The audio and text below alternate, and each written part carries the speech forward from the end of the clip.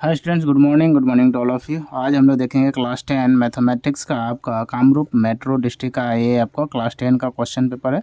ये pre board अभी just हुआ है, तो उसका हम लोग क्वेश्चन पेपर अभी देखने जा रहे हैं। ठीक है, ये सारे के सारे देखे थे। पहला क्वेश्चन, इफ़ -3 का पावर m+1 इंटू -3 का पावर 5 इक्वल टू -3 का पावर 7। तो देखिए ये जो है ये बेस सेम जब भी हो जाता है, अगर मान लीजिए कोई नंबर है ये x का पावर अगर मान लीजिए कुछ m है, ठीक है, मल्टीप्लाई में x का पावर n है, तो जब बेस सेम होता है तो उसका जो पावर होता है वो क्या होता है, प्लस हो जाता है, जुड़ जाता है, यानी x का पावर क्या होता है m+n हो जाता है। इस टाइप में यहाँ पर भी है सेम। -3 का पावर में क्या दिया हुआ देख लेते हैं। देखिए -3 है, -3 का पावर दिया m+1 इंटू -3 है और इसका पावर दिया 5। ओके, और इक्वल में दिया है -3 का पावर 7।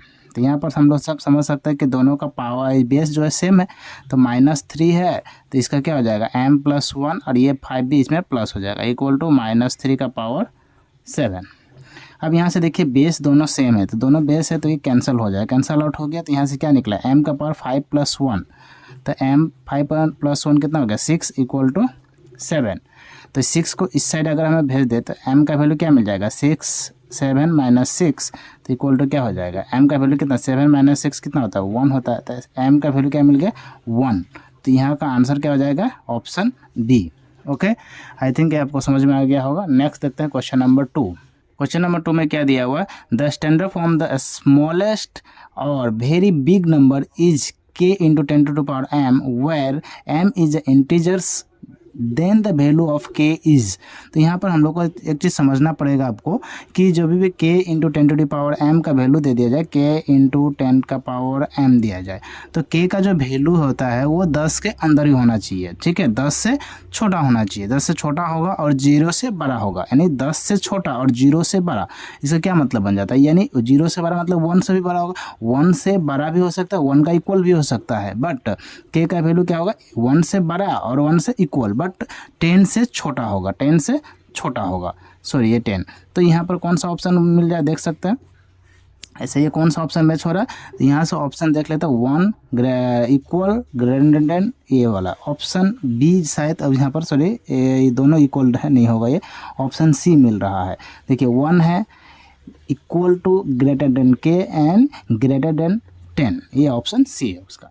नेक्स्ट देखते हैं क्वेश्चन नंबर 3। क्वेश्चन नंबर 3 में क्या दिया, choose the correct option for the number 43.1 2 3 4 5 6 7 8 9।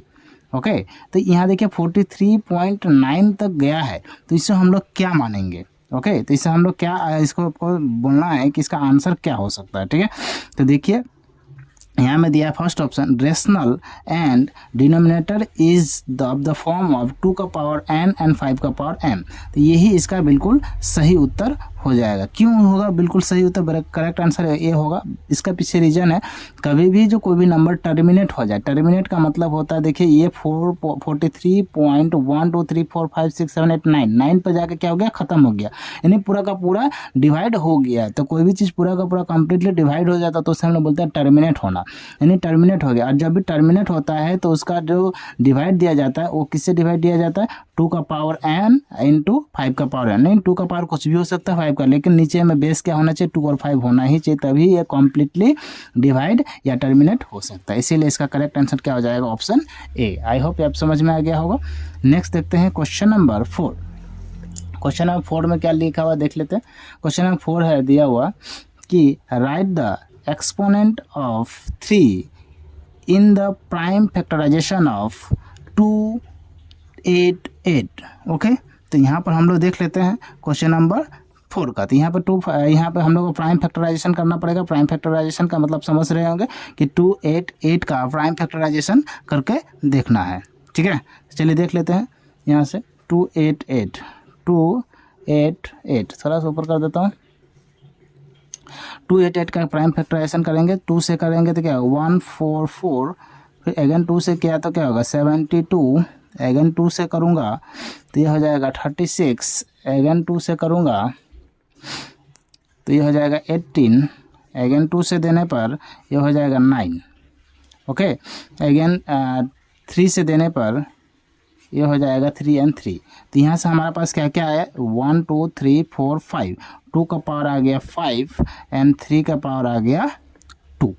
तो यहाँ पर देख सकते हैं हम लोग का कौन सा आंसर हो जाएगा। यहाँ पर बोला है 3 का, कौन सा 3 का, तो 3 का पावर कितना आ गया 2, तो इसका आंसर क्या हो जाएगा आपका 2। ओके, नेक्स्ट देखते हैं क्वेश्चन नंबर 5। क्वेश्चन नंबर 5 में देखिए क्या दिया हुआ, the two number are the ratio 15 × 11 if the HCF of 13। देखिए एक चीज़ मैं समझा रहा हूँ, आप थोड़ा सा समझिएगा, थोड़ा सा यहाँ पर आपको कॉन्सेप्ट में दे रहा हूँ। HCF दिया हुआ 13 और टू नंबर जो दिया हुआ है, टू नंबर कौन कौन सा है, वो है आपको, सॉरी ये रेशियो का नंबर है, टू रेशियो का नंबर दिया हुआ है 15:11। ओके, तो ध्यान से समझना है कि आपको ये क्या, इसका एक कॉन्सेप्ट होता है आपका। जैसे मान लेते हैं एक नंबर है 2 और एक नंबर है 6। ओके, अगर मैं यहाँ से कॉमन लेना शुरू करूँ, कॉमन इक्वल टू HCF होता है। तो ये कॉमन बोलो या HCF बोलो, बात एक ही बात होती है। यहाँ से अगर हम HCF लेते हैं क्या निकल के आएगा, HCF 2, बट इसका रेशियो क्या बन जाएगा 1:3। तो इसका क्या मतलब बन गया कि HCF जो है 2 है और 2 इसमें से निकालने के बाद रेशियो, इसका मतलब ये बोल सकता हूँ जो HCF है वो रेशियो से मल्टीप्लाई कर देने के बाद क्या होता है, हमें कंप्लीट नंबर मिल जाता है। तो हमारा पास जो HCF है और यहाँ रेशियो दिया है, तो अगर हम HCF को एवरी रेशियो से मल्टीप्लाई करेंगे तो उसका नंबर्स मिल जाएगा। तो 13 × 15 अगर किया जाए तो कितना मिल जाएगा, 13 × 15 अगर करते हैं तो मिल जाता है 195। 13 × 15 करना और 13 × 11 करने पर कितना मिल जाता है 143।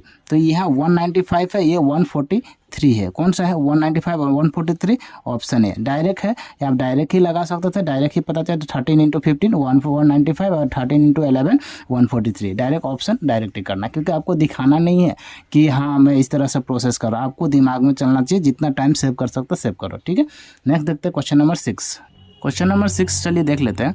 If alpha and beta are the zeros of px square -2x + 3p and alpha plus beta equal to alpha minus beta. मतलब देखिए alpha plus beta equal to alpha into beta, यानी sum of 0 into sum product of 0 दिया, sum of 0 and product of 0। तो सम of 0 का value क्या दिया यहाँ पर देखिए। अब यहाँ पर ABC, ए का वैल्यू क्या दिया हुआ P, ए का वैल्यू क्या दिया हुआ P, B का वैल्यू क्या दिया -2 और C का वैल्यू क्या दिया हुआ आपका 3P। ओके, अब यहाँ से देखिए कैसे पता चला, देखिए ए का वैल्यू P है, B का वैल्यू -2P है और C का वैल्यू पूरा कंप्लीट लिया जाता है ना।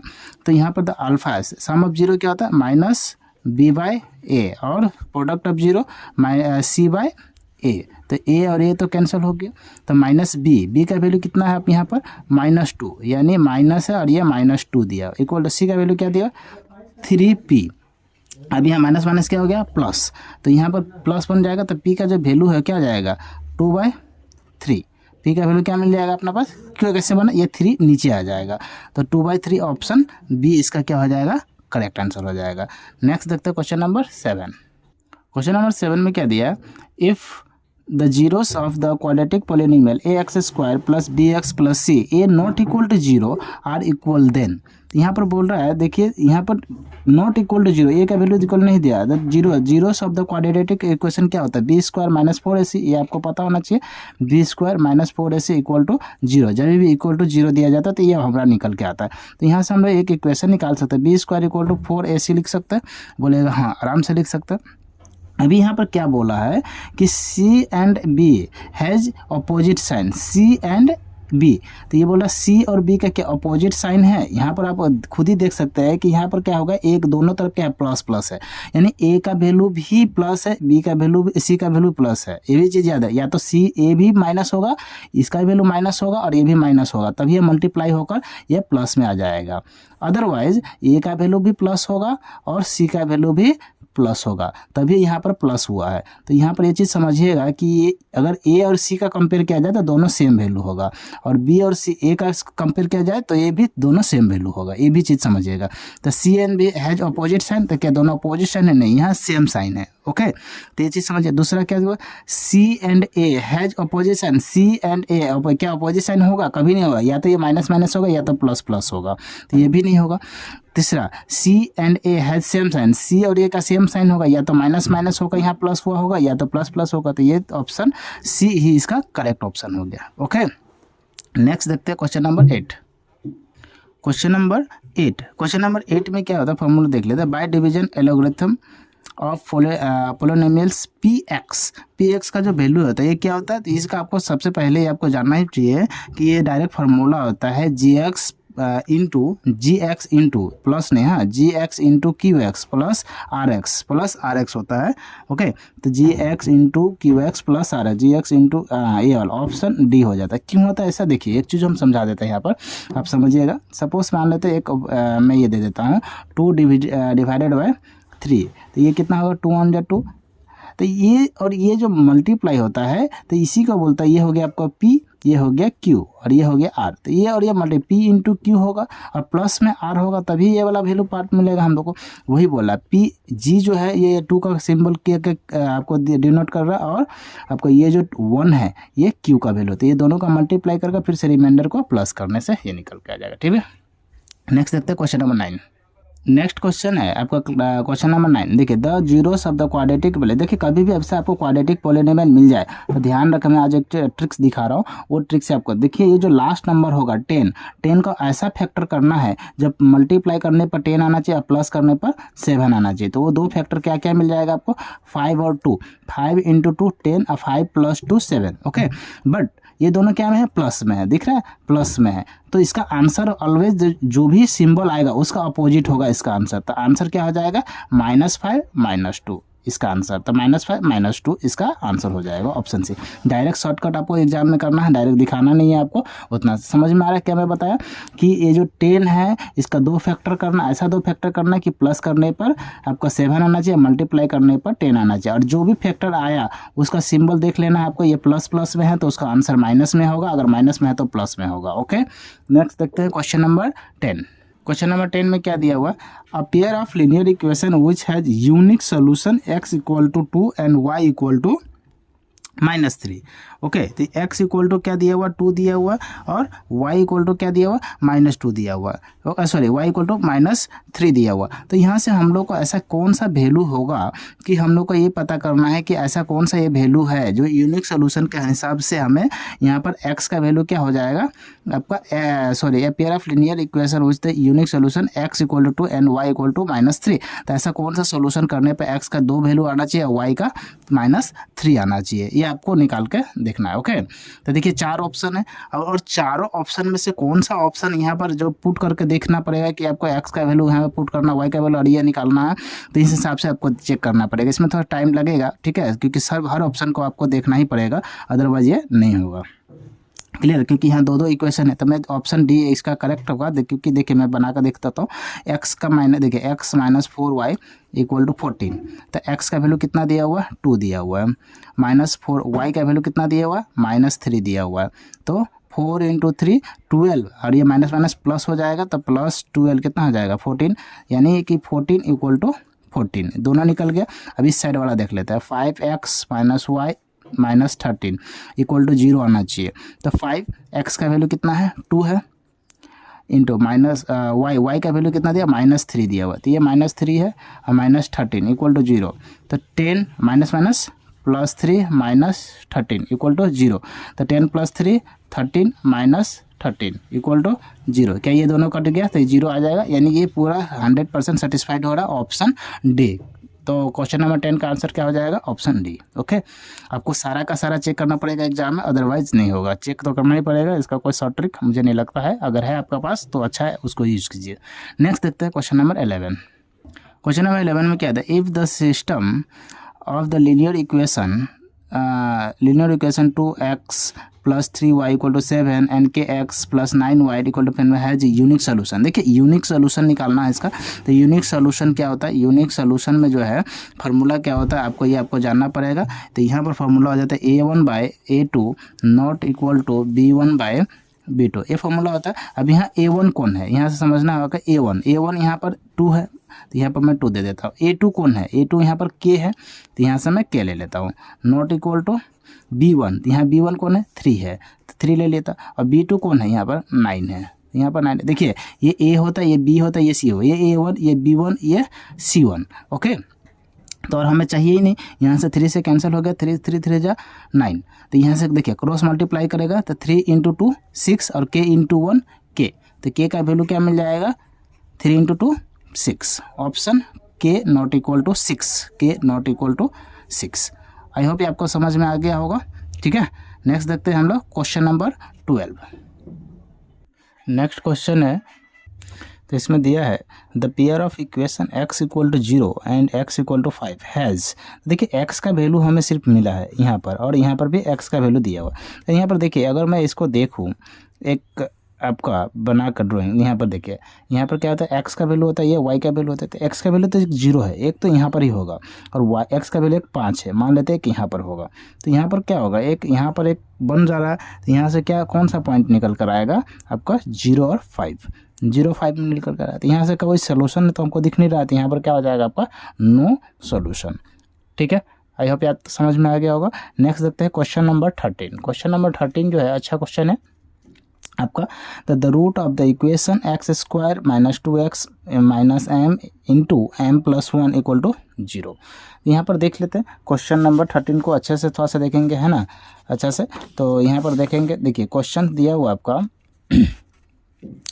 कि m का वैल्यू है वो m का एक थोड़ा सा ऊपर कर लेता हूँ मैं, अच्छा से आपको इसको समझा देता हूँ। ठीक है, देखिए यहाँ पर x square minus 2x minus m plus 2, okay, m plus 2 equal to 0। तो यहाँ पर हमने से क्या पूछा, m कांस्टेंट वैल्यू, m का वैल्यू कुछ भी मान ले सकता है, तो इसका हमको कोई ये है नहीं, m का वैल्यू आपको कुछ भी मान लो। तो ऐसा कुछ है नहीं, डायरेक्ट इसको सॉल्व करने का ज़रूरत नहीं, तो बहुत बड़ा क्वाड्रेटिक बन जाता है। हम यहाँ पर मान ले देते हैं, लेट कर लेते हैं, let m equal to 1, m equal to 1। तो अगर हम m का वैल्यू 1 मान लिया, तो एक्स स्क्वायर, m का वैल्यू क्या है एक्स स्क्वायर माइनस 2x, यहाँ पर 1 होगा, यहाँ पर भी 1 होगा, तो क्या आ जाएगा 1 से मल्टीप्लाई होगा। तो यहाँ पर क्या हो सकता है, देखिए 1 है, ये 1 प्लस 2 इक्वल टू 0। तो यहाँ से क्या निकल के आएगा 2x, यहाँ पर माइनस ये हो जाएगा 3, ये सब बन जाएगा। अब हमारा एक क्वाड्रेटिक इक्वेशन बन गया।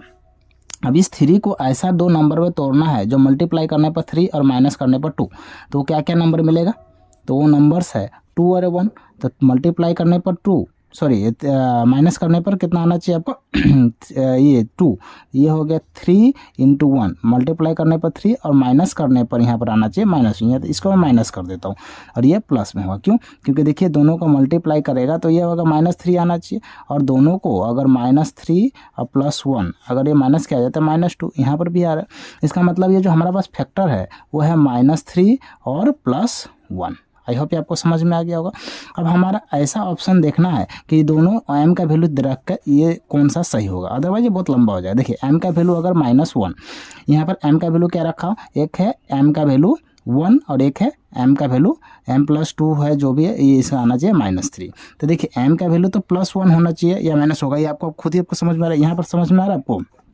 अब यहाँ देखिए m का वैल्यू हमें मिला एक -3 एक +1, तो ये x मतलब ऐसे समझ लीजिए x -3 निकल के आ गया और x +1 निकल के आ गया।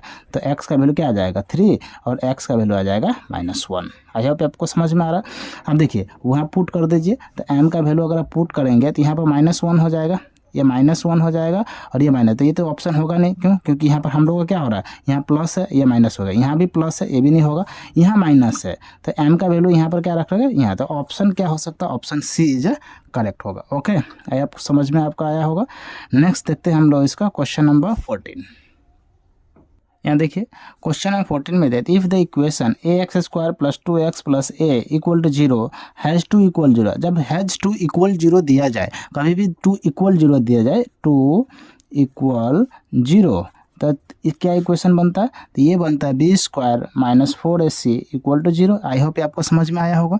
तो यहाँ पर देखिए b का वैल्यू यहाँ पर क्या दिया, ये a है, ये b है, ये c है, तो b का वैल्यू दिया हुआ है 2, तो यहाँ पर 2 का स्क्वायर हो जाएगा -4। ए का वैल्यू यहाँ पर क्या ए ही दिया हुआ है, तो ए का वैल्यू हम लोग ए ही रखते हैं।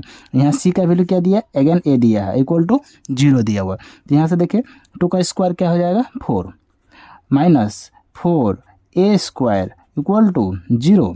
तो 4 को यहाँ पर देखिए 2 दे दिया हुआ आपको, 2 बार 4 दिया हुआ, तो एक 4 को हम लोग कॉमन ले सकते हैं। ऐसा आई होप समझ में आपको आ रहा होगा। तो यहाँ पर 4 का क्या ले लिया, कॉमन ले लिया। तो 4 को कॉमन लेने पर यह ऐसा इतना, चलिए ठीक है 4 कॉमन ले लेते, 1 यहाँ से देख सकते हैं हम लोग, या फिर एक काम ये भी कर सकते हैं आप, ऐसे कॉमन मत लीजिए, इस 4 को उस साइड भेज दीजिए, तो ये हो जाएगा 4 equal to 4a square. I hope समझ में आ गया होगा। इस माइनस को हम उस साइड कर दिए तो क्या हो गया 4 इक्वल टू 4 स्क्वायर, तो 4 को नीचे कर देते तो 4/4 इक्वल टू ए स्क्वायर। अब यहाँ से देखिए 4 कैंसल, तो ए स्क्वायर का वैल्यू क्या मिल गया 1 वो इसका, तो ये प्लस माइनस में अगर रूट अंडर कीजिएगा तो ए इक्वल टू +-1। आई होप आप समझ में आ गया होगा। तो ऑप्शन ए इसका करेक्ट हो जाएगा, सॉरी ऑप्शन डी इसका करेक्ट हो जाएगा। ठीक है, नेक्स्ट देखते हैं हम लोग क्वेश्चन नंबर 15। क्वेश्चन नंबर 15 में क्या दिया हुआ है कि if the quadratic equation 2x² -7x -5 equal to the has roots a and alpha and beta match the column. तो यहाँ पर देखिए, यहाँ पर दो रूट्स दे दिया हुआ आपको, है ना, इक्वल रूट्स दिया हुआ। अब यहाँ से हम लोग को क्या करना है, निकालना है। तो ये आप चीज़ समझ में आ रहा होगा कि तो हम लोग यहाँ से देख लेते हैं पहले 2x² -7x और -5 है इक्वल टू 0। समझ में आ रहा है आपको। तो यहाँ से हम लोग को अगर देखें, यहाँ से हम लोग को निकालने क्या दिया वो देख लीजिए। यहाँ दिया है सम ऑफ 0, ये दिया है प्रोडक्ट ऑफ 0। तो सम ऑफ 0 और प्रोडक्ट ऑफ 0 यहाँ से निकाल सकते। तो सम ऑफ 0 क्या होता है -b/a सम ऑफ 0 होता है। तो -b इसमें से क्या निकल के आएगा -b, ये तो माइनस है और ये -7 और a का वैल्यू 2 आ जाएगा, यानी 7/2। अगर इसको और तोड़ा जाए तो ये हो जाएगा 3.5। देख लेते हैं 3.5 कहाँ पर है। देखिए 3.5 जो है आपका यहाँ पर है, यानी 1 का जो वैल्यू है 1 इक्वल टू क्या आ जाएगा r। 1 इक्वल टू क्या है r। देख लेते हैं ऑप्शन में है कि नहीं। 1 इक्वल टू r देख लेते हैं। देखिए 1 इक्वल टू r यहाँ भी है, यहाँ भी है। अब देखिए दो ऑप्शन है, दो ऑप्शन मिल गया और एक और सॉल्व करना पड़ेगा मुझे। ठीक है, तो एक और सॉल्व करके देखते हैं। प्रोडक्ट ऑफ जीरो क्या होता है c/a। तो c का वैल्यू क्या है यहाँ पर -5 और a का वैल्यू क्या है 2। तो ये कितना हो जाएगा -2.5। तो प्रोडक्ट ऑफ 0 क्या आ जाएगा -2.5, यानी 3 इसका क्या आ जाएगा, इसका आ गया आपका p। तो 2 का क्या वैल्यू आ गया p। देख लेते हैं 2 का वैल्यू p का किस में है। देखिए 2 का वैल्यू इसमें p मिला है और 1 का वैल्यू, तो ऑप्शन डी इसका करेक्ट हो जाएगा। आई होप थर्ड का ऑप्शन चेक करने का ज़रूरत नहीं, क्योंकि इसका आंसर यही होगा। ठीक है, ऐसे चेक करना है आपको। नेक्स्ट देखते हैं क्वेश्चन नंबर 16। क्वेश्चन नंबर 16 में क्या दिया, if AP the common difference of D equal to 3 and A5 -A7 equal to. देखिए A5 दिया -A7 दिया हुआ और D का जो वैल्यू है वो दिया हुआ है 3। आई होप क्या समझ में। तो A5 का यानी इसका जो वैल्यू दिया क्या होता है A + n-1 इंटू D, और ये माइनस हो गया, फिर से हो जाएगा A + n-1 इंटू D। तो इसको हम ब्रैकेट के अंदर रखते हैं और थोड़ा देर के लिए, और इसको भी ब्रैकेट के अंदर रखते हैं। आई होप आपको समझ में आ गया होगा। अब यहाँ से देखिए A का वैल्यू हमें पता नहीं है, तो यहाँ से A रखेंगे। n का वैल्यू कितना है यहाँ पर 5 दिया हुआ है। n का वैल्यू कितना दिया हुआ है 5 दे दिया हुआ है। तो 5 -1 तो कितना हो जाएगा 5 -1, तो ये हो जाएगा 4 इंटू D, 4D हो जाएगा।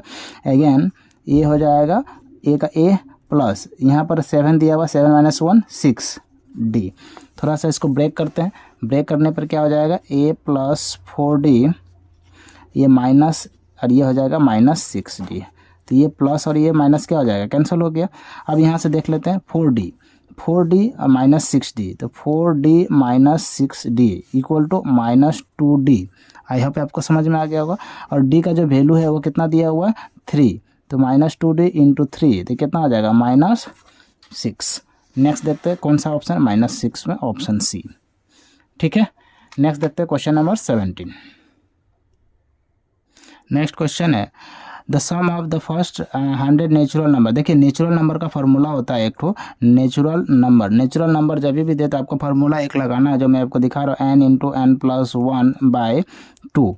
ठीक है, तो यहाँ पर सम जब भी निकालना है इससे आपको निकल के आ जाएगा। तो n का वैल्यू कितना दिया हुआ है यहाँ पर, तो n का वैल्यू यहाँ पर दिया हुआ 100, तो यहाँ पर लिख दीजिए 100 और 100 + 1, तो यह हो जाएगा 101/2। 2 से कैंसल आउट, ये 50 टाइम्स 50 से मल्टीप्लाई कीजिए, 15 × 1 = 50 और 50 × 1 = 50, तो कितना आ जाएगा 5050, ऑप्शन ए। आई होप आपको समझ में आया होगा। ये फार्मूला आपको याद रखना है जब भी सम्स पूछे और नेचुरल नंबर का सम पूछे। देख लीजिए यहाँ नेचुरल नंबर लिखा हुआ, ये नेचुरल नंबर, तो आपको ये फार्मूला यूज़ करना है। ठीक है, वो सम वाला एसएन वाला फार्मूला लगाने का ज़रूरत नहीं, क्योंकि वो लंबा हो जाएगा, आंसर वो सेम निकलेगा, बट आपको यहाँ दिखाने का ज़रूरत नहीं है। ठीक है, नेक्स्ट देखते हैं क्वेश्चन नंबर आपका कितना हो जाएगा 18। 18 में देख लेते हैं। 18 में क्या दिया हुआ आपका, दिया match the AP the following list one with the common difference of the, हमें कॉमन डिफरेंस फाइंड आउट करना है। देखिए तो यहाँ देखिए कॉमन डिफरेंस कितना है, यहाँ से कॉमन डिफरेंस अगर आपको चेक करना है तो 18 है, मान लीजिए ये पॉइंट हटा देते हैं, तो यहाँ से देखिए कॉमन डिफरेंस, यहाँ से दिख रहा होगा 1.8, यहाँ से देख रहा होगा 1.820, यानी 2 का सीक्वेंस से बढ़ रहा है, यानी 18, 20, 22, 24 माने 2, यानी 0.2 से बढ़ रहा है, तो 0.2 से हो जाएगा। तो पहला 1 का तो R हो गया, दूसरा भी एक बार चेक कर लेते हैं। पहला तो 1 का R हो गया, 1 का क्या है, R है, ठीक है।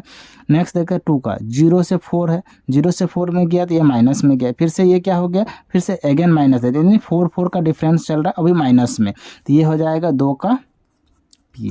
तो 1 का R 2 का P, देख लेते हैं कौन सा करेक्ट है। ओके 1 का R है और 2 का P है, देखिए 1 का R है और 2 का P है, ऑप्शन बी 1 का R और 2 का P, वो 2 का P, ठीक है। 2 निकालने से हो गया, थर्ड निकालने की जरूरत ही नहीं है। नेक्स्ट देखते हैं क्वेश्चन नंबर 19। नेक्स्ट क्वेश्चन है क्वेश्चन नंबर 19, दिया हुआ यहाँ पर F, E and F are the 2 points AB and AC respectively in triangle ABC, for which of the following represents EF parallel to BC, EF parallel to BC। तो यहाँ पर देख लेते हैं EF parallel to BC में क्या होता है। देखिए एक ड्राइंग पहले मैं बना लेता हूँ, ठीक है। यहाँ पर क्या दिया है, ट्रायंगल ABC, राइट, और यहाँ पर EF दिया हुआ है, ठीक है। तो यहाँ पर देखिए AE क्या होता है, फार्मूला होता है AE by EB equal to AF by FC, ठीक है। तो ये देखिए AE का वैल्यू हमें निकालना है, और यहाँ से हम लोग क्या दिया हुआ है, कौन सा वैल्यू आएगा, AE का वैल्यू ये दिया हुआ है, EF का वैल्यू दिया हुआ है, मतलब हमें ये फाइंड आउट करना है कि दोनों में से कौन सा सही है, ये भी हमें यहाँ से फाइंड आउट करना है, यही है ना। चलिए देख लेते हैं।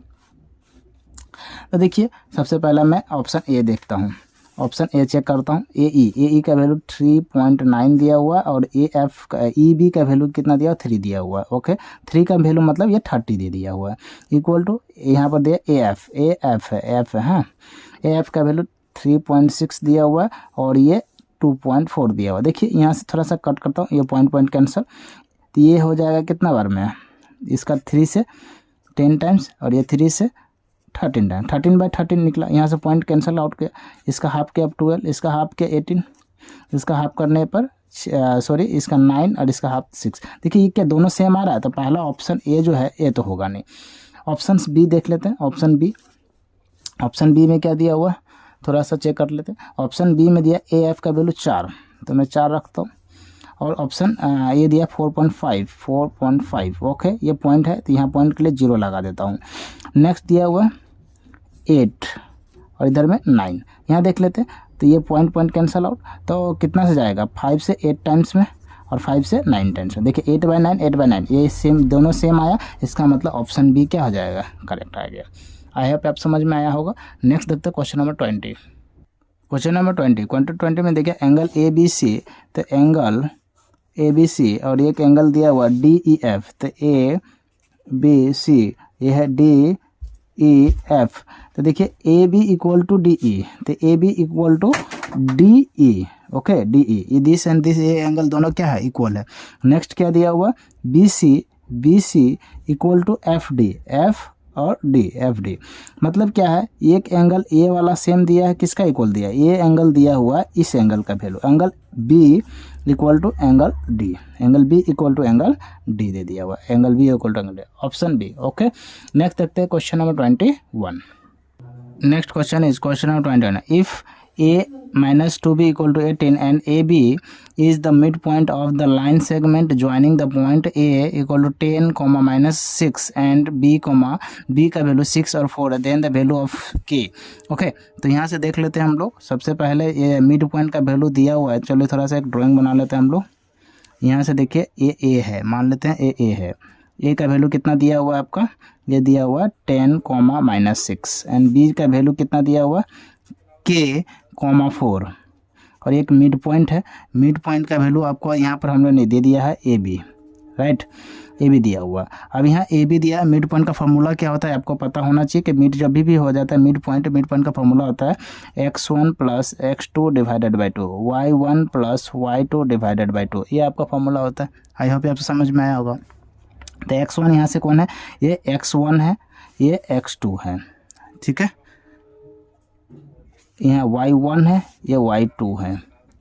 ओके, तो यहाँ से फार्मूला हम लोग फाइंड आउट कर लेते हैं, यहाँ से आपको समझ में आ जाएगा ज़्यादा। तो देखिए x1 प्लस x2, ठीक है, यहाँ x1 plus x2 divided by 2, ये फिर से y1 plus y2 divided by 2। तो x का वैल्यू कितना निकला हुआ 10 और x का वैल्यू यहाँ पर k, तो 10 प्लस k इक्वल टू 2, और यहाँ से क्या आ जाएगा 2, यहाँ से कितना आ जाएगा आपका, यहाँ -6 और यहाँ में +4/2। तो यहाँ से देख लेते हैं हम लोग, ये अगर हम लोग 2 को चाहे तो कैंसिल आउट भी कर सकते हैं, अदरवाइज यहाँ से हम लोग निकलेगा ही, है ना, ऐसा कुछ बिग पॉइंट है नहीं। यहाँ से देख लेते हैं 10 plus k by 2, 10 plus k by 2, और ये हो जाएगा -2/2, 2 कैंसिल आउट। तो यहाँ से क्या हम लोग को फाइंड आउट निकल के सामने आ जा रहा है कि इसका जो वैल्यू है वो क्या आ रहा है -1, यानी a और b, ये a का वैल्यू निकल के आ रहा है, ये b का वैल्यू निकल के सामने आ रहा है। तो यहाँ a का वैल्यू क्या आ गया, a का जो वैल्यू है वो 10 प्लस k बाई 2 आ गया, और b का जो वैल्यू है क्या निकल के आ गया, -1 निकल के आ गया। इतना समझ में आपको आ गया। तो यहाँ पर b का जो वैल्यू है वो -1 है, और a का वैल्यू जो आ गया आपको इधर से भी मैं कर सकता हूँ, अदर ये 2 इंटू भी ये ऐसे भी मल्टीप्लाई कर 2 को अगर इस साइड भेज दो तो 2a हो जाएगा। आई होप समझ में। तो नेक्स्ट देखिए हम लोग क्वेश्चन में देखिए यहाँ पर कुछ वैल्यू दिया हुआ है हम लोग का। तो यहाँ पर देखिए वैल्यू दिया हुआ a का वैल्यू a-2b, यहाँ पर मैं थोड़ा सा ये दे लेता हूँ, a-2b इक्वल टू 18। ओके, तो यहाँ से देखिए a का वैल्यू ये गिवन में दिया हुआ, तो यहाँ a का वैल्यू हम लोग का ये वाला पार्ट है, तो ये अभी मैं रखता हूँ। b का वैल्यू तो हमें फाइंड आउट हो गया है, तो यहाँ पर a-2, b का वैल्यू क्या है -1, तो ये हो गया -1 इक्वल टू 18। तो a का वैल्यू क्या आ गया -+2 इक्वल टू 18। आई होप समझ में आ रहा है आपको यहाँ तक। और ये 2 को इस साइड भेज देंगे तो क्या हो जाएगा 18 - 2, तो a का वैल्यू हो जाएगा 16। क्लियर है। तो a का वैल्यू क्या मिल गया 16, और b का वैल्यू क्या मिला था हम पहले से -1। आई होप आपको समझ में आ गया। अब यहाँ से हमको k का वैल्यू फाइंड आउट हो जाएगा। देखिए तो यहाँ से a का वैल्यू क्या मिल गया 16 equal to 10 plus k by 2। 16 को इधर ये अगर मल्टीप्लाई कर दो तो कितना आ जाएगा 16 × 2 32 इक्वल टू 10 प्लस k। ठीक है, तो 10 को इस साइड भेज दिया तो 32 माइनस 10 इक्वल टू k। तो यहाँ से क्या आ जाएगा 32 माइनस 10 इक्वल टू 22, तो 22 equal to k, therefore k equal to 22। तो यहाँ पर ऑप्शन कौन सा हो जाएगा, ऑप्शन डी। ये थोड़ा बड़ा क्वेश्चन था, है ना। नेक्स्ट देखते हैं क्वेश्चन नंबर 22 में क्या दिया हुआ, the ratio of which x axis में y का वैल्यू 0 होता है। आपको ये पहले से पता होना चाहिए, कभी भी आपको ए एक्स एक्सिस दे देन y इक्वल टू 0। ठीक है, divide the line segment the joining the point this and this. तो एक्स एक्सिस में तो यहाँ पर ज्वाइनिंग हमें रेशियो निकालना है, रेशियो निकालना है तो हमको सीधा y का वैल्यू निकाल लेते हैं। तो y इक्वल टू क्या होता है, यहाँ हम डायरेक्ट पुट कर देंगे वैल्यू, हाँ ये मैं लिखा नहीं, y इक्वल टू होता है m into y2 plus n into y1 divided by m plus n, ये होता है फार्मूला। ओके, तो चलिए इस पर हम लोग पुट करते हैं फार्मूला को। तो यहाँ पर देख लेते हैं कि m1 तो हमें पता नहीं है m का वैल्यू, x और y तो हमें अच्छी तरह से पता है। देखिए ये x है तो y है, ये x है ये y है, ये तो पता ही है, ये y1 ये y2। आई होप आप समझ में आया। और y का वैल्यू क्या है, ये 0 है, तो 0 रख देता हूँ। और ये वाला पार्ट अगर इस इधर से मल्टीप्लाई होगा तो ये वाला पार्ट भी क्या हो जाएगा, ये पूरा पार्ट को अगर हमें इधर से मल्टीप्लाई कर दो तो ये वाला पार्ट भी 0 हो जाएगा। तो यहाँ से m का वैल्यू क्या आ जाएगा m y2 plus n y1, क्योंकि ये वाला पार्ट इससे मल्टीप्लाई हुआ तो 0 हो गया ये वाला पार्ट। ठीक है, नेक्स्ट इधर देख लेते हैं। अभी m का वैल्यू देख लेते हैं। m का वैल्यू है y2 का वैल्यू कितना दिया हुआ -6, तो m0 equal to m into -6 plus n y1 का वैल्यू कितना दिया हुआ 3, तो 3 इंटू 3, तो यहाँ से क्या आ जाएगा 0 equal to -6m plus 3n। इतना समझ में आ गया। अब -6m को इस साइड भेज दूँ तो ये हो जाएगा 6m + 3n। आई है समझ में आ रहा है। तो ये m/n 3/6, 3 1 जा 3 2 जा, तो m/n क्या हो जाएगा 1:2। तो 1:2 कौन सा है, ऑप्शन ए। आई होप आपको समझ में आया होगा। नेक्स्ट देखते हैं क्वेश्चन नंबर 23। क्वेश्चन नंबर 23 में क्या दिया, इफ़ द 4 tan थीटा = 3। देखिए 4 tan थीटा = 3, तो tan थीटा = 3/4 लिख सकते हैं। थीटा को इधर, तो tan थीटा का फॉर्मूला क्या होता है, sin theta by cos theta = 3/4। Sine का वैल्यू 3, cos का वैल्यू 4। तो यहाँ से हम लोग को निकाल लेते हैं। देखिए तो 4 साइन है, तो 4 साइन का वैल्यू कितना है, साइन का वैल्यू 3 है, माइनस cos थीटा का वैल्यू कितना है 4 साइन थीटा का वैल्यू कितना है 3 प्लस cos थीटा का वैल्यू 4। आई होप आपको समझ में। तो 4 × 3 12 -4 12 + 4 ये हो जाएगा 8, ये हो जाएगा 16, तो ये हो जाएगा 8 1 जा 8 2 जा, मीन्स 1/2, ऑप्शन सी। ठीक है, नेक्स्ट देखते हैं question number 24। Next question number 24। If a triangle ABC is a right angle triangle angle C पर राइट एंगल ट्रायंगल दिया हुआ है, तो एंगल C ऐसे दे देता हूँ मैं, नहीं ऐसे मैं नहीं देता हूँ, ऐसे। तो ये एंगल C है, तो ये A हो जाएगा, ये B हो जाएगा। ठीक है, तो एंगल C क्या है 90 डिग्री है। ओके, तो then the value of sec A + B, sec A + B का वैल्यू हमें चाहिए। आई होप आपको समझ में आ गया होगा। तो एंगल C का जो वैल्यू है, एंगल C = 90 डिग्री दिया हुआ है। ओके, और हम लोग ए भी बोल सकता है, angle A + B angle C बराबर कितना दिया हुआ 180 होता है। आई होप आपको समझ में आया होगा। तो यानी ये भी बोल सकते हैं A + B का वैल्यू कितना, एंगल C अगर 90 है तो A + B कितना होगा, ये भी 90 दिया होगा, एंगल A + एंगल B बराबर 90 डिग्री। आई होप समझ में आ गया होगा।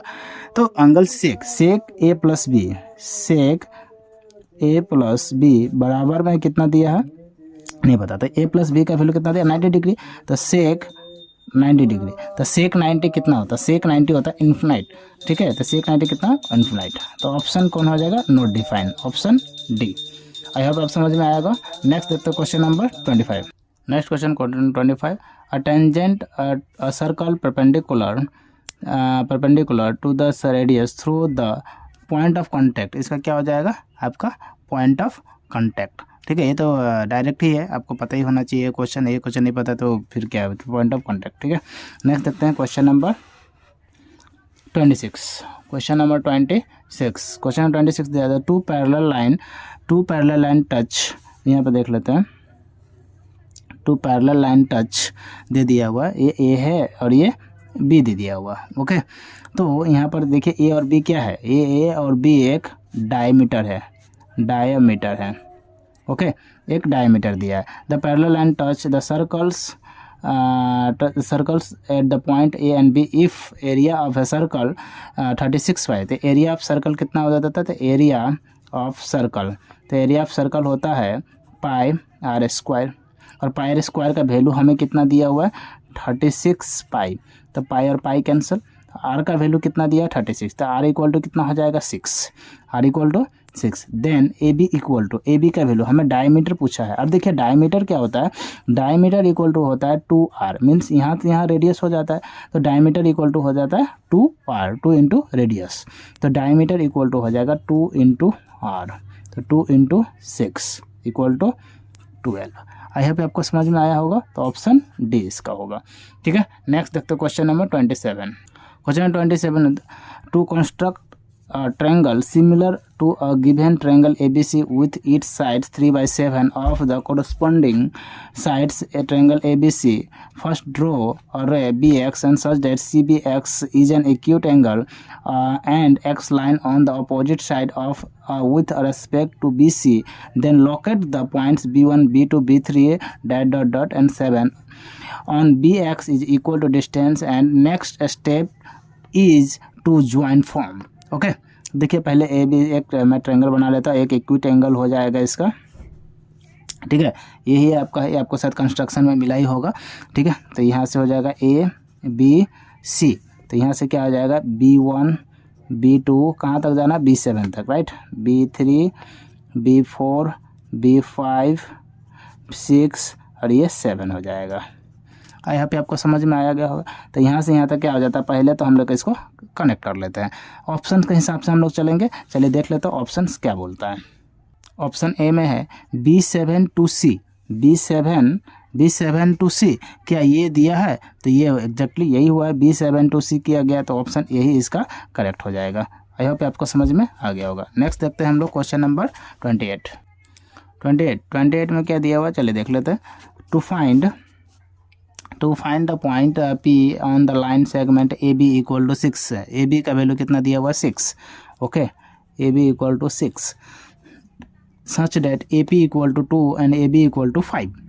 AP इक्वल टू, यहाँ से देख लेते हैं, यहाँ से एक मैं पॉइंट ले लेता हूँ, यहाँ से यहाँ तक का वैल्यू है, ये P दे देता हूँ और ये B दे देता हूँ। तो AP का वैल्यू कितना दिया हुआ है, AP इक्वल टू 2 दे दिया हुआ है, और AB इक्वल टू यहाँ से यहाँ तक का जो वैल्यू है वो कितना दिया, 5। तो PB का वैल्यू कितना आ जाएगा, 3 आ जाएगा। ये नॉर्मल सा बात है ना। तो यहाँ पर क्या निकल के आ जाएगा, 2:3। अगर मैं सीधा सीधा देखूँ तो अगर पूछा क्या है, तो AB यहाँ मैं देख लेता हूँ क्या पूछ के लिया, इन विच स्केल फैक्टर द लाइन है AB डिवाइडेड। तो AB को किस फैक्टर में डिवाइड कर सकता है, तो 2:3 के रेशियो में, ऑप्शन डी हो जाएगा। ठीक है, नेक्स्ट क्वेश्चन है इसका, क्वेश्चन नंबर 29। क्वेश्चन 29 में क्या दिया हुआ, if a theta of an angle in degree the sector of a circle radius R then the area of sector. Area of sector हमसे पूछा, तो एरिया ऑफ सेक्टर में क्या हो जाता है, θ/360 into pi are square, theta into 360 into pi are square, कौन सा है, थीटा इंटू, ये पहला ऑप्शन भी हो सकता है। अगर हम इसको 2 से, अगर देखिए ये भी दिया रहता है, 2 से मल्टीप्लाई कर दिया जाए तो ये हो जाता है 2 theta pi are square by 720, ये भी हो सकता है 2 थीटा स्क्वायर। तो ये देखिए 1 भी सही हो, 3 भी सही हो सकता है, बाकी और तो नहीं है, तो 1 और 3, ऑप्शन बी। आई होप आप समझ में आया होगा, 1 एंड 3। नेक्स्ट देखते हैं क्वेश्चन नंबर 30 में क्या दिया, the perimeter of a quadratic circle radius दिया हुआ, यहाँ से हमें 7/2 सेंटीमीटर, 7/2 सेंटीमीटर इसका रेडियस दिया हुआ है। ओके, और कैन बी क्या हो सकता था, पेरीमीटर निकालना, the perimeter of the quadratic, the perimeter हमें क्वाड्रेटिक इक्वेशन, देखिए एक सर्कल है और यहाँ से हम लोग को द पेरीमीटर क्वाड्रेटिक होता है क्या, यहाँ से ये वाला पार्ट को क्वाड्रेटिक बोलता है, यानी 1/4 पार्ट को क्वाड्रेटिक बोलता है। ठीक है, तो यहाँ से देख लेते हैं, ये वाला पार्ट रेडियस होता है, ये वाला पार्ट भी रेडियस होता है। तो रेडियस 7/2 पहले से दे दिया हुआ, यानी आर का वैल्यू ये भी 7/2 है और ये भी 7/2 है। अगर हमें टोटल वैल्यू मिल जाए, ये वाला वैल्यू भी मिल जाए, तो हम लोग क्या निकल के आ जाएगा, ये निकल के सामने आ जाएगा हमें एक क्वाड्रेटिक पेरीमीटर। ठीक है, देख लेते हैं यहाँ पर, तब सारा को जोड़ देने पर पेरीमीटर निकल, ये वाला पार्ट निकल कर टोटल को प्लस कर दो, पेरीमीटर निकल जाएगा। पेरीमीटर मतलब सभी एंगल को प्लस, सभी जो साइड है प्लस कर देना है। तो ये वाला एंगल कैसे निकलेगा, ये हो जाता है 2, ये टोटल जो निकलता है वो कैसे निकलेगा, 2 पाई आर हो जाए, ये 1/4 है तो 4 से मल्टीप्लाई कर देना है, 2 से 2 टाइम्स में। ओके, इतना आप समझ में आ गया होगा। अब यहाँ से देख लेते हैं क्या नहीं, बाई ये 22/7 इंटू ये कितना हो गया, आर का वैल्यू 7/2 और इंटू में आ जाएगा आपका 4, 1/4 दे देता हूँ, सॉरी ये तो 2 कट दिया था ना, तो 1/2 हो जाएगा। तो 7 कैंसल। ठीक है, यहाँ से 7 से 7 2 से ये 11 टाइम, 11/2 यहाँ पर हमें सामने को निकला। अब यहाँ से कितना 7/2 प्लस 7/2 और इसका वैल्यू मिला है 11/2, तो ये सारा का सारा 2 का 2 ही रहेगा, 7 + 7 कितना हो जाएगा, 14 है, 14 है प्लस 11, ये बन जाएगा आपका 25/2, और 25/2 का कितना निकलता है 12.5। ओके, तो ऑप्शन सी। नेक्स्ट देखते हैं क्वेश्चन नंबर 31। क्वेश्चन नंबर 31 में देखिए एक ये ड्राइंग दिया हुआ है। अब ये ड्राइंग में हमें यहाँ से क्वेश्चन पूछा है। ठीक है, ऐसा क्वेश्चन आजकल पूछने लगा। तो देखिए CSA ऑफ ए कोन, तो CSA ऑफ ए कोन क्या हो जाता है, पाई आर एल, तो 1 का क्या हो जाएगा Q, 1 का Q, तो 1 का Q हो गया। स्लेंट हाइट, अब स्लेंट हाइट का क्या हो जाएगा, तो √h² + r², ये हो जाता है। तो यहाँ पर देखिए 1 का हो गया Q और 2 का हो गया R। देख लेते हैं ऑप्शन, कौन सा ऑप्शन के हिसाब से चलेंगे हम लोग। तो देख लेते हैं। देखिए 1 का क्यू वो एक ही ऑप्शन में है, PQRS दे दिया तो ऑप्शन बी इसका, क्योंकि और तो है ही नहीं तो 1 का क्यू ही होगा इसका आंसर, बाकी का चेक करने का ज़रूरत ही नहीं था। नेक्स्ट देखते हैं क्वेश्चन नंबर 32। क्वेश्चन नंबर 32 में क्या दिया, चलिए देख लेते हैं। क्वेश्चन नंबर 32 में दिया हुआ है आपका a cylinder and a cone of equal base. एक सिलेंडर और कोन का क्या है, इक्वल बेस है। बेस क्या है, सेम है सिलेंडर एंड कोन का, ठीक है। इस चीज़ को ध्यान रखिएगा कि दोनों का जो बेस है वो इक्वल है, कौन है सेम एंड सेम हाइट भी सेम है। The ratio of their volume, तो volume of cylinder volume of cone ये आपको निकालना होगा, ठीक है। तो वॉल्यूम ऑफ सिलेंडर क्या होता है, वॉल्यूम ऑफ सिलेंडर होता है πr² इक्वल टू, और कोन का क्या होता है 1/3 πr²h ये होता है।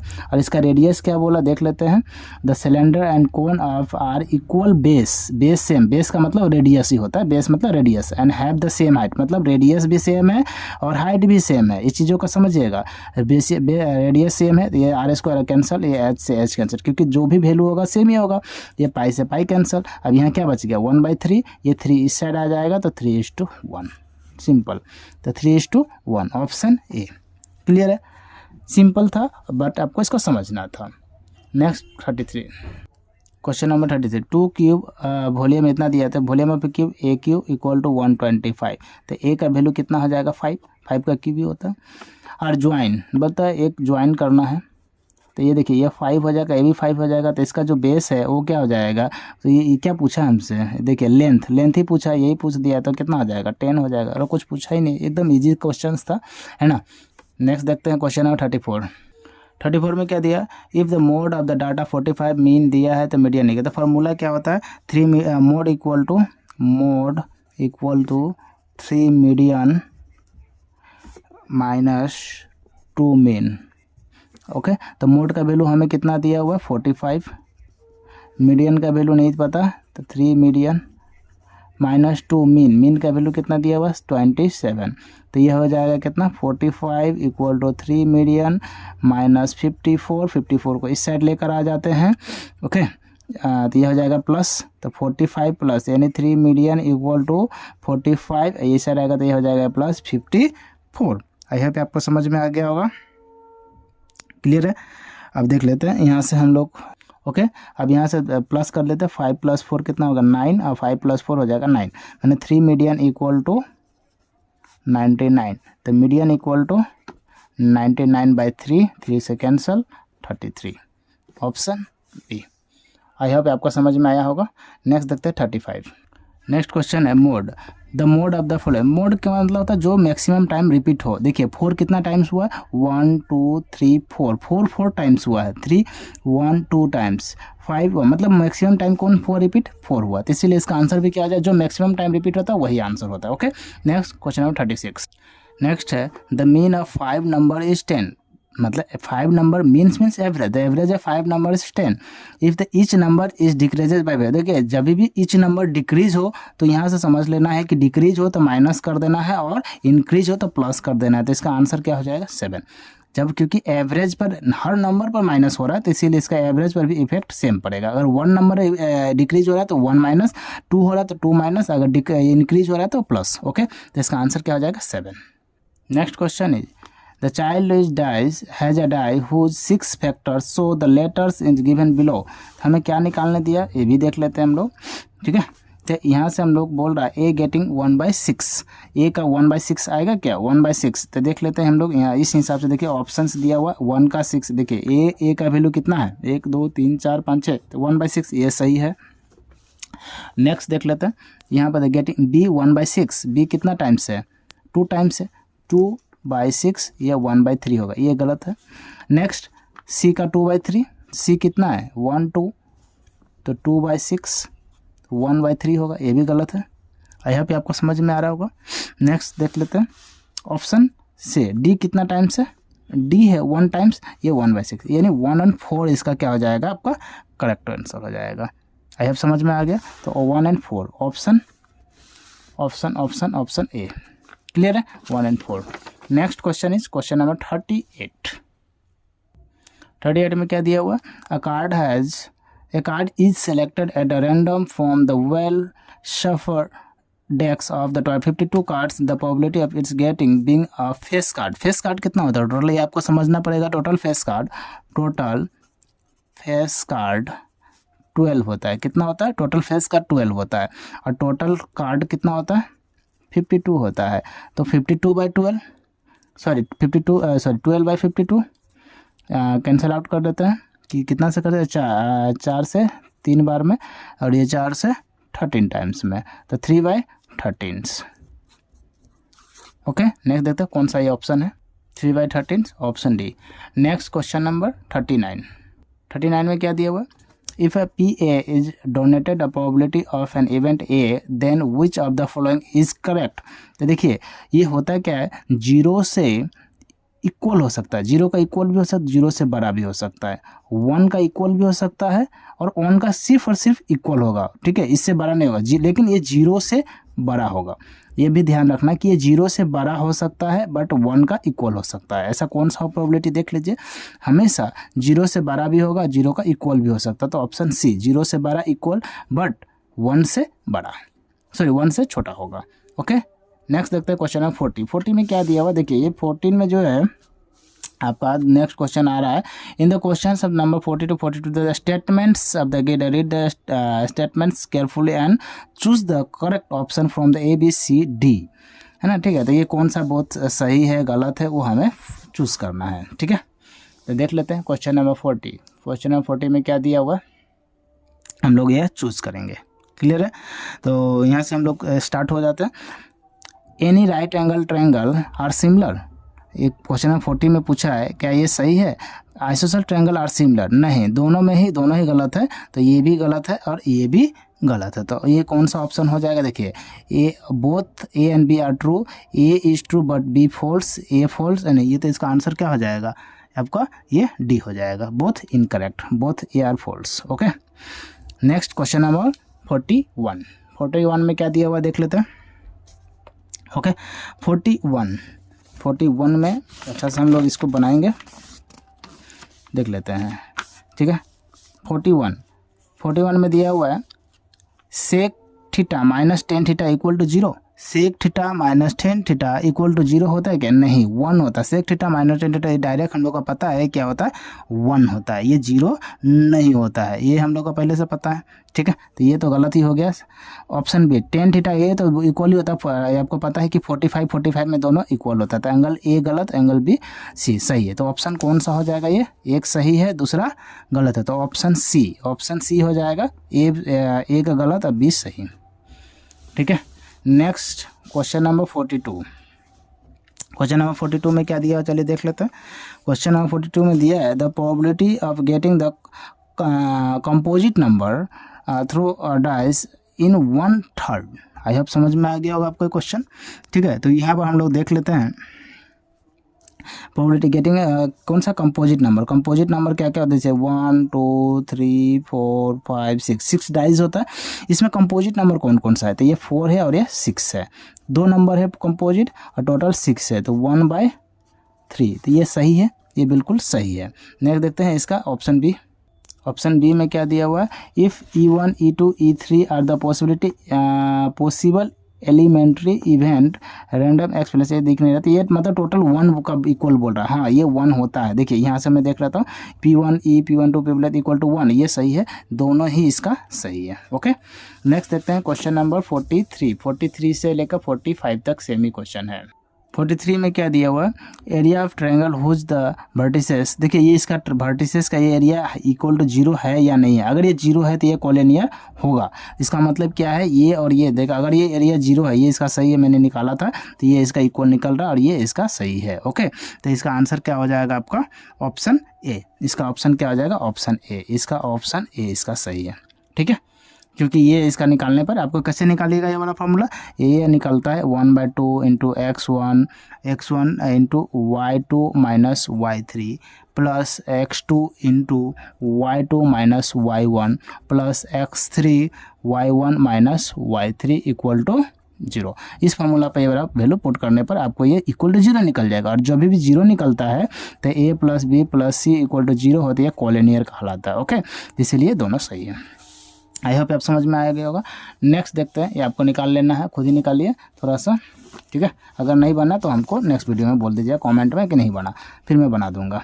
ओके, नेक्स्ट है, if TP and TQ are the two tangent to a circle with center O, so that POQ 123 and then PTO 57। तो यहाँ पर बोल रहा है कि वो 127 और ये PQ है। ये सिंपल सा है, ये लॉजिक, ये ऐसे है, ठीक है। और यहाँ से देख लेते हैं मैं ये P है, ये Q है, ये T है, ये O है। तो ये क्या क्या वैल्यू दिया, POQ का वैल्यू दिया वो 123 और ये दोनों मिलकर 180 होना चाहिए। ये 57 है, तो ये बिल्कुल सही है। क्लियर है। नेक्स्ट ऑप्शन बी क्या दिया हुआ, रीजन क्या दिया हुआ, QPT क्या दिया हुआ, OPTQ साइक्लिक ट्रायंगल नहीं, ये गलत है, ये वाला गलत है, साइक्लिक क्वाड्रिलेटर नहीं है, ठीक है। आई होप आप समझ, साइक्लिक क्वाड्रिलेटर इसका अंदर होता है ऐसे, this one. Next question, last question है ये, ठीक है। आज का ये लास्ट क्वेश्चन है, क्वेश्चन नंबर 45। क्वेश्चन नंबर 45 में क्या दिया हुआ, चलिए देख लेते हैं। टू सर्कल टच एक्सटर्नली मतलब बाहर से ये टच है। Okay, touch external if their radius R 10 centimetre, इसका जो रेडियस है ये 10 सेंटीमीटर दिया हुआ एंड 4 सेंटीमीटर, और इसका रेडियस कितना दिया हुआ है 4 centimetre. Distance between their centre 14 centimetre. बोल रहा है दोनों को जोड़ने पर क्या 14 आ रहा है, 10 + 4, तो क्या बोल रहा है 14 आ रहा है, बिल्कुल आ रहा है। तो ये वाला सही हो गया। When the two circle touch externally, फिर से हमसे पूछ रहा है कि क्या बोल रहा है, then the distance between their centre is equal, क्या दोनों का इक्वल है, एंड उसका रेडियस तो नहीं, ये बिल्कुल गलत है, ठीक है, क्योंकि ये रेडियस इक्वल नहीं है। आई होप आपको समझ में आ गया होगा। और इसी के साथ हमारा 45 क्वेश्चंस का MCQ खत्म। और कोई भी ऐसा क्वेश्चन है जिसमें आपको समझ में नहीं आया होगा तो आप कमेंट कीजिए, मैं उसे समझाने का फिर से नया वीडियो में